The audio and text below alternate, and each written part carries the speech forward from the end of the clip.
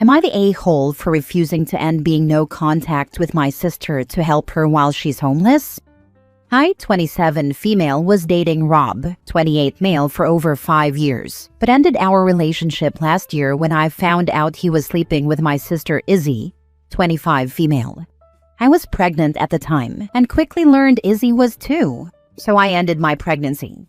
Izzy already knew because Rob had told her, and even though I told her I wanted nothing to do with her and had blocked her everywhere, or so I thought, I missed one account. She told me we needed to stay in touch because our kids would be siblings. When I didn't reply, Rob told me he still wanted to be a dad, and I told him there was no baby anymore, and he needed to leave me alone. Izzy told our family what had happened and what I did, and she was absolutely vile about me. My brother Ryan, 22 male, showed me screenshots, and the stuff Izzy was saying was infuriating, but also just further cemented the whole "I'm done with you forever" part. Izzy tried to get in touch with me once after all of that. She would have been 8 months pregnant, but I blocked her new account and carried on with my life. She was living with Rob at that time. They've broken up since then, and Izzy had the baby. Now she's homeless with the baby. Rob still sees the baby, I think. She was in a rental for a while, then a shelter, and then I guess another shelter where she didn't feel safe. She asked our parents for help, and they sent her money and tried to help her find a place, but they couldn't. This is where they tried to bring me in, because they wanted me to step in and help her. We don't live in the same state as our parents, and our parents say she's afraid to leave because of custody issues with the baby. I told them I am forever no contact with Izzy, and that she no longer has a sister to help her. They told me that in a real emergency, we need to put aside people's bad actions and help. I suggested they keep sending her money to get her on her feet and help her themselves. They visited here so many times, they almost know the town better than I do, even after 9 years of living here. Ryan agreed with me and told our parents they should be the ones helping Izzy, not me. They tried to find Rob and make him do something, but he only wants to help the baby. My parents told me I need to help or else who knows what will happen. I refused, and then I had to block my parents because they were doing their best to make me feel like a monster for refusing to help. Even when I pointed out she called me that, and worse, over my prior pregnancy. Ryan told me they're still going crazy and are in the process of trying to move Izzy in with them. But they still believe I should have put the issue aside to help. Am I the a-hole? Not the a-hole. She burned all her bridges with you. After you had broken up with Rob, Izzy should have taken the victory and been a good winner. Instead, she was vile toward you. It never ends well helping people like that out. They will make your life a living hell if you let them back in, because you can never do enough to help them. Just as your parents sent money, she still couldn't dig herself out of the situation she was in. While you can feel bad about her kiddo, they will always find some excuse why you need to help out. They will be on the streets, they will go to jail, they will starve, they won't have shoes for school, etc. Stay out of their drama and their compulsive lies. She lost touch with reality through all of this. The way she acted like it was a good thing that we would have given birth to siblings? That still feels so gross to me. And she thinks I'm a monster for my choices. So why would she want to have her baby around one anyway? Not the a-hole. This is a literal FAFO situation. Exactly. She's not the villain here. She protected herself after being betrayed in the worst way. Actions have consequences, and Izzy made her choices. It's not on her to clean up the mess just because it got uncomfortable. Not the a-hole. She betrayed you in the worst way, trashed you after, and now expects your help? No one is entitled to access someone they deeply hurt, just because they're in a tough spot. It's sad she's struggling, but you owe her nothing. Boundaries exist for a reason. The things she said to me are in black and white, and with the screenshots will never go away, as much as Izzy and my parents might like them to. I'd just reply with her screenshots every time her name is brought up. Every single time. I like this plan. Next story. Am I the a-hole for dating my ex-girlfriend's sister after she cheated on me? I, 28 male, was with my ex-girlfriend Lena, 27 female, for about 3 years. We had what I thought was a solid relationship, lived together, talked about marriage, the whole deal. Around 6 months ago, I found out she was cheating on me with a coworker. I was devastated. She didn't even try to deny it. Said she felt stuck and needed something exciting. Cool. Obviously, we broke up. I moved out, went no contact, tried to move on. Her family was actually really supportive of me, especially her younger sister Kayla, 25 female, who I always got along with. She reached out to check in on me a few times, and over the next couple of months, we started talking more, at first just as friends. But honestly, we clicked. She was easy to talk to, funny, kind, and she saw how hurt I was. Eventually, it turned into more. We both fought it at first because, yeah, it's complicated. But after a couple of months, we decided to give it a real shot. We've been officially dating for 3 months now, and it's been amazing. Here's where the drama starts. Lena found out last week. She went ballistic, called me a disgusting traitor, said I'm ruining their family, and told Kayla she's dead to her. Some of her friends have even messaged me saying it's beyond disrespectful and that I'm a snake. Now, from my perspective, I didn't cheat. She did. She ended the relationship. I moved on, just not in the way she expected, I guess. Kayla and I were both adults about it, and we tried to be respectful. Not the a-hole. Out of curiosity, what does her family think of you dating the sister now? They're okay with it. They think it's a little weird, but they accept us. Bold of her to call you the disrespectful traitor. Supporting a cheater. What do you expect? His ex doesn't like it to be reminded every day of her cheating when he shows up. You nailed it squarely on the head. She sees him and her sister happy, and forevermore she's going to think that could have been me. So where's the coworker now, Mr. Excitement? Did he have enough of her BS, or was she secretly hoping OP would be waiting for her? But honestly, we clicked. Yes, because she's very similar to the girlfriend whose company you enjoyed, up until the point you found out she was cheating. Siblings, 50% shared genetics, shared upbringing, are very likely to behave similarly to each other.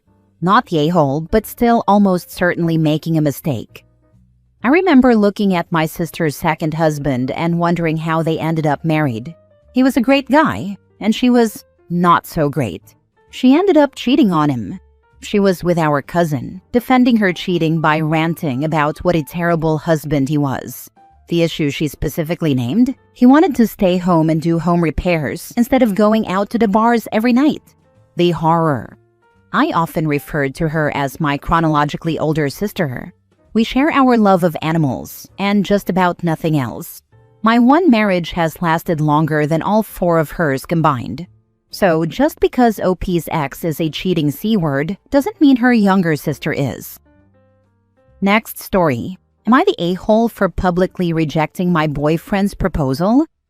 My boyfriend, Tom, and I are both 26 and have been together for 1.5 years. My best friend Emily got married just over a week ago. Emily and I have been friends since we were 5 and in preschool. I was her maid of honor and my boyfriend was invited. He's friendly with Emily's husband, not so much with Emily, but they get along fine. The ceremony was perfect, and the reception was going absolutely great.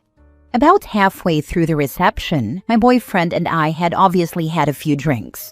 We were dancing and singing with Emily, her husband, and others, when my boyfriend got down on one knee, pulled out what looked like a ring box, and started to say my full name in a serious voice. Obviously, my heart absolutely dropped. Emily's face dropped, and literally everyone was looking over at us. I laughed, pulled him up, and carried on dancing. He looked confused, but put the box away. Emily looked like she was about to cry. And when I say I have never been more embarrassed, I mean I have never been so freaking embarrassed in my life. Emily's whole family saw. Some of my family were there and saw, and all of our friends saw. If we disregard how completely tacky it is to propose at someone else's wedding and steal their day, it was so obvious that he hadn't even asked permission from the bride or groom beforehand. After about 5 minutes of awkward dancing, Tom took me outside and basically asked, "What the heck was that?" I went off at him for the reasons above, but he just doesn't seem to comprehend why it's wrong to propose at someone else's wedding. Why the heck would you gate crash someone else's party? Why steal someone else's special day? Why steal their thunder? We hadn't even discussed marriage. He took a taxi to his parents' place after we argued for about 15 to 20 minutes, and I went home when the reception ended. Obviously, I apologized profusely to Emily. She is understandably upset and has asked for space, which I'm obviously devastated about. I feel like I lost my best friend and boyfriend in one night, and neither of them has really spoken to me much in the past week. Tom is saying I completely humiliated him. Am I the a-hole here? I feel like I couldn't have done much differently in the moment, but I've now lost the two most important people in my life due to my decisions. Any advice is so much appreciated right now. Thank you. Now for the top comments. If he's not emotionally developed enough to understand how rude it is to propose at someone else's wedding, he's not the one for you. I'm so sorry he embarrassed you like that. Not the a-hole. If he's the sort to propose without even discussing marriage first, he's not the one for anyone. OP, you are innocent in this, and tried to handle it the best you could. Not the a-hole. Best friend should come around once emotions have calmed down and realizes you don't support boyfriend's actions. I think you and boyfriend are over though. Not the a-hole for rejecting the proposal. I hope so. I feel like I'm missing a limb without her. I've not really attempted to contact Tom, like I've not gone out of my way to beg for forgiveness, but I have messaged to check in on him every now and again, as I get it would have been embarrassing for him too.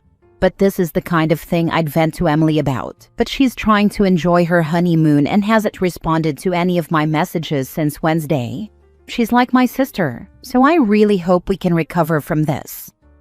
Not the a-hole. Honey, you didn't make the decisions. Your hopefully now ex made the decision, and he's proven that he wants to be the center of attention. If you want any chance of salvaging your friendship with Emily, you need to dump Tom and have him gone. As for Emily, write her a message along the lines of, Tom and I are done. I had no idea he was going to do something so idiotically stupid, and I'm sorry it is a tarnish on your day. I love you, but after this message, I will wait for you to message me. Take as much time as you need, and then stick by that. Let her come back to you. You cannot force her forgiveness even though you are not and are not to blame. She will see that eventually. It might take time. Last story. Am I the a-hole for not apologizing for my part in my dad missing the birth of my half-brother? When I, 17 male, was 9, my mom died from cancer. 6 months after she died, my dad met Laura, and they moved in together and got married 7 months later. My dad forgot about me in all of this. Before Laura, he was depressed all the time and almost never left the couch. Then once he got out there and met her, he focused on marrying her super fast. It made me resentful because I felt like he didn't care about me, just himself. It took him and Laura telling me she was pregnant and me storming out of the house when I was 11 for him to start questioning things. He followed me all the way to my uncle's house and asked me why I stormed off and wasn't excited. I ranted at him and took out all my frustration on him during the walk back to the house. He promised he'd do better, but then his focus was on Laura and the new baby. Laura was about ready to give birth when he told me he hated me pulling away and not being excited and said he'd do anything to fix our relationship. So I told him he needed to give me time where he didn't talk about Laura or the baby or cancel because of one of them. I said he needed to prove he meant what he said. I told him one time wasn't enough either. Our first 2 days weren't great, and he answered several calls from Laura. The third time, I told him it was his last chance. He ignored a couple of calls before reading a text from her saying she had gone into labor. He asked if his third chance would be up if he went to the hospital, and I said yes. So he stayed for a while, but then he said I'd need to forgive him at some point, and he left me with my grandparents and uncle and went to the hospital. But Laura had already given birth by then. Laura hated me for it. I didn't get over it like Dad expected me to, and I saw that our relationship would never be the same, and that he wasn't the same person he was before Mom died. I know losing someone you love does that. I changed when Mom got sick and when she died too. But my dad turned into someone so different. He stopped reading the room and just acted so naive, or even dumb, like when all he would talk about was Laura and the baby. Even when I never engaged, he still wouldn't ask if I was okay. And after missing the birth and going against what we talked about, that if he bailed on me again, I wouldn't forgive him, he acted like everything was fine. He kept trying to make me hold the baby, asking me why I wasn't excited, and talking about the baby, but never addressed the fact that I had said if he left, I wouldn't forgive him. And he left early anyway. He also acted like he had no idea why Laura was so angry at me, and why she refused to interact with me after that. He'd say we were a family and that I was the best big brother. He told her he was the happiest he had ever been, and had never loved anyone more than her or my half-brother. I was standing right there when he said it, and when I stormed off, he played dumb about why that would bother me. I distanced myself more, while Laura wanted me around even less. Then at the end of last year, she told Dad to send me to live somewhere else, and Dad decided we all needed therapy. We started in March, and only Dad talked for months. The therapist would ask me and Laura questions, but we didn't answer. She broke first, and a month ago, she talked about her issues and how angry she was that I had made Dad choose between saving his relationship with me and being there for her and my half-brother when he was born. She said at some point she had hoped and expected me to be remorseful, but I never was, and I was the reason Dad missed the birth. The therapist asked why she'd blame me instead of Dad, and she said because I manipulated Dad to ignore them, because I was hurt that he'd moved on. It took me a couple more weeks to say anything, but when the therapist asked me if I would ever apologize for what happened, I said no. And when she asked why, I said because I didn't feel bad about it. I said that day just showed me that nothing was going to change, and Dad wasn't the parent I knew before Mom died, and that I didn't feel bad that he missed the birth. He was the one who decided when we spent time together. I was just the one who said he couldn't cancel on me a bunch because he was always acting like Laura and the baby were the only two who mattered. Laura told me when I was 11 that I should have known babies need more time, and that becoming a parent is exciting, and that Dad needed to be there more than he needed to fix things with me. When I refused to apologize, she said she did not want me living with her or her kids, because she doesn't want them becoming like me or picking up my hatred for her and Dad and my indifference to them. She said I'm almost an adult and should feel guilty and apologize, but clearly I'm without a conscience. My dad sat through all of those discussions over 2 weeks and still acted naive and dumb. Am I the a-hole? Not the a-hole kid, but is there a chance to live with your maternal grandparents to get out of that toxic household? Your dad is a prick hoping that sticking his fingers in his ears and screaming la la la will somehow magically fix the dumpster fire of a marriage. I don't know about right now, but maybe since Laura wants me gone, and if I say I want to go, it might work. My grandparents always said I could stay with them if I needed to, or live with them. Your dad messed up and doesn't know how to fix it. Newsflash, he can't. You were a tiny a-hole for the whole day of the birth thing, but you were also a child feeling alone, and let's be honest, neglected. Laura needs to accept that you were a child too. I get she's angry, but holding on to it is only hurting everything. Don't give your dad an ultimatum, but do make it clear that if he goes along with her plan, then there is zero chance of fixing the issue. Make Laura aware that had she not been so overbearing the first 2 times, you wouldn't have reacted the way you did. She needs to take equal blame with both you and your dad. There's already zero chance of fixing the issue. When Dad went right back to acting all dumb, I decided there was no chance. It's why I'm now totally distant and don't try to get him to repair things. I don't want to work on anything with them.